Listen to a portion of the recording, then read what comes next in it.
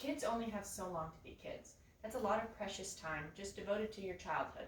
And obesity makes that harder and it robs you of being able to enjoy it. Childhood obesity harms a child's quality of life and requires intervention. Today we're going to be looking at the problems, the causes, and the solutions. So, to start with the problems, we need to look at pediatric nursing, May-June 2021.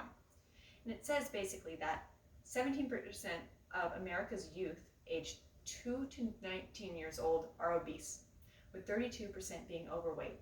There's a huge amount of kids that are going to be reaping these health consequences that come with it. Because it's not just physically how you look, it's intrinsically how your body's dealing with this extra stress.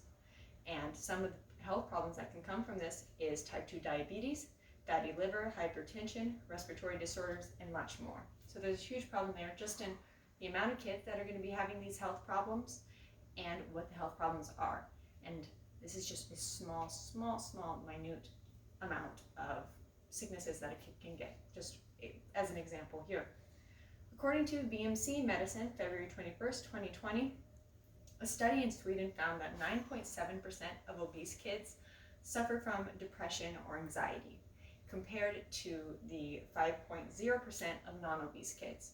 So this is really making a correlation that for these kids that are heavier and that these kids that are obese or overweight or however you want to put it, they are more anxious, they're more depressed, and there can be a lot of things attributed to this, and there's a huge problem there just in what's happening to their mental health and how they're handling that.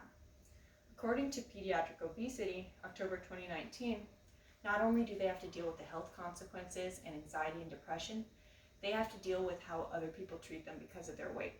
This source goes into bullying and how the number one or a very large reason that most people report for being bullied has to do with their weight and being bullied because they're bigger, with over 90% of high schoolers having witnessed bullying that surrounds somebody's weight. So that's 90% of high schoolers.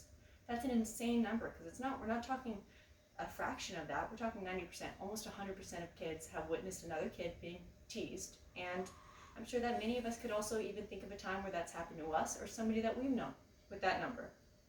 60% of obese youth also report being teased by not just their peers, but their family. So it's inside of the home and it's outside of the home that these kids are being teased for their weight. And it's something that really at this age they shouldn't have to worry about. They're kids, and it's just added stress for life that only gets harder they have to deal with. So what are the causes of this? How do kids get bigger? How do people look at it this way? According to Maternal and Child Health Journal, October 2019, childhood obesity has gone up in the last 30 years. And this is because the cost of unhealthy foods has dropped, and because there's easier access due to restaurants and supermarkets. So when you have food that costs less, that's unhealthy, and you have an easier way to get it, you're going to have more kids eating unhealthy. And this could be because parents are buying it for them, or because they're going out of their way, dropping by 7-Eleven or whatever to pick something out for themselves. So there's just a problem there in that you have this food here that's really bad for you, and kids really are kind of almost put in charge of just getting it themselves. So the access is there. The next cause comes from Children's Healthcare, October-December 2018. And it talks about how environmental stress can contribute to weight gain. And this is really caused by the HPA axis activity in the brain, which is really just the body's center for stress response, right?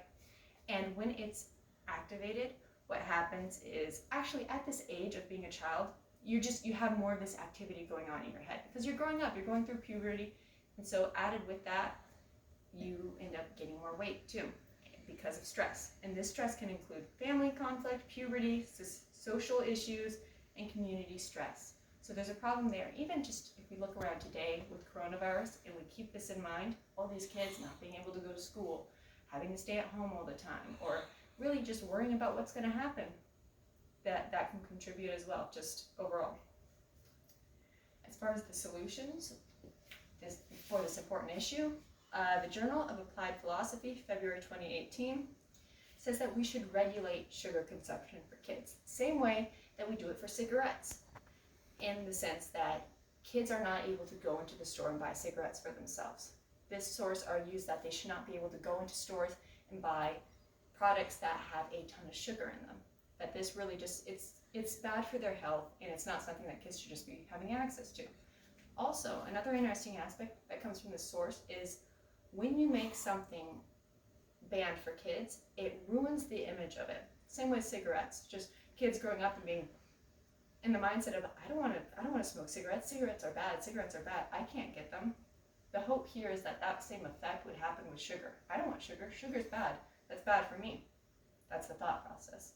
The next solution comes from Brown University Child and Adolescent Behavior Letter, June 2020. It says that only 26.1% of American kids report enough physical activity, and 15.4% report not being active for at least an hour in the previous week.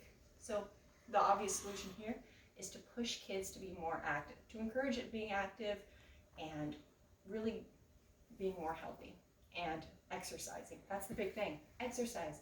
Cut out these sugary foods. These are easy solutions. They're not easy, but they're very realistic in the sense that it can be achieved, and it's where the main problem comes from.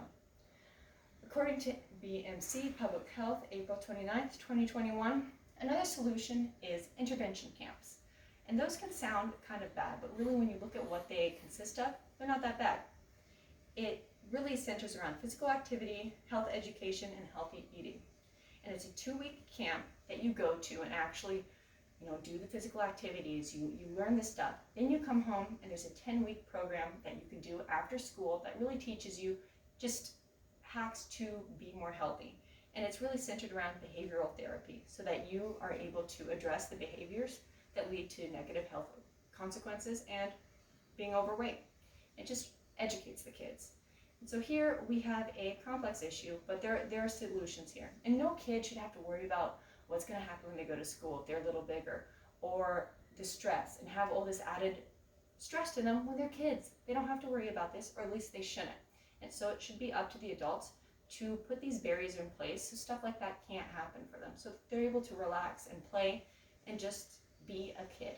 So today we've looked at childhood obesity, problems associated with it, the causes, and the solutions.